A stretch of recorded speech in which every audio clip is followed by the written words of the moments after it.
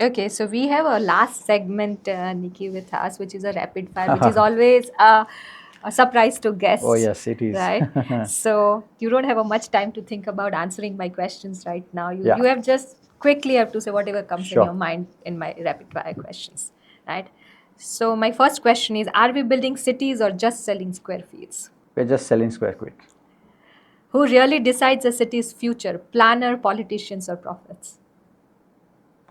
Politicians for now. Okay.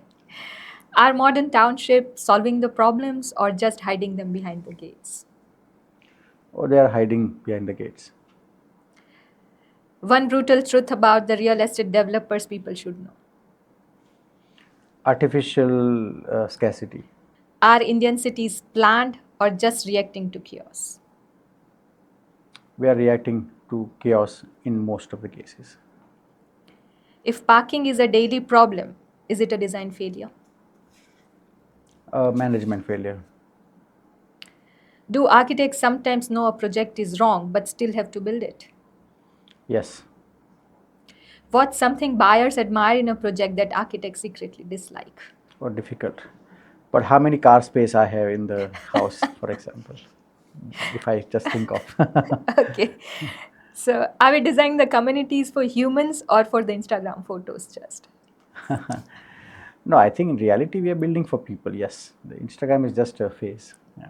Okay.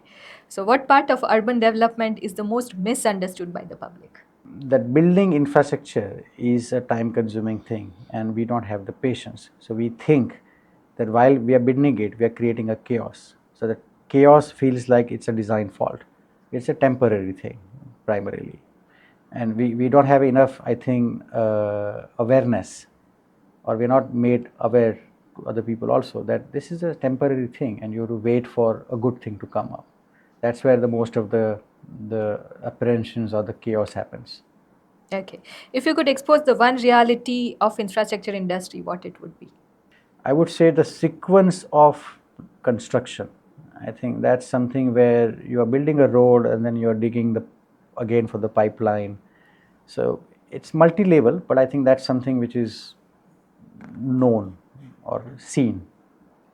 And The sequence. why do so many planned communities still feel unplanned?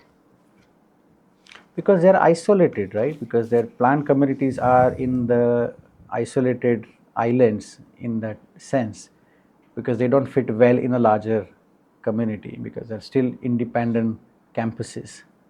That's why it doesn't feel like that it's cohesive. Maybe inside, okay, as soon as you come outside, there's no impact. Those planned communities has no impact to the larger neighborhood or city. That's why it feels not coherent primarily.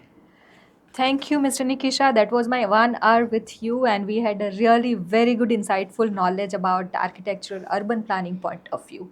I think my viewers will be so much benefited by your knowledge which you have given. We thank you on behalf of all my viewers for coming and taking time for us and Yeah. giving this interview and Thank you. Yeah. telling us about the large level of city planning and the projects right now happening.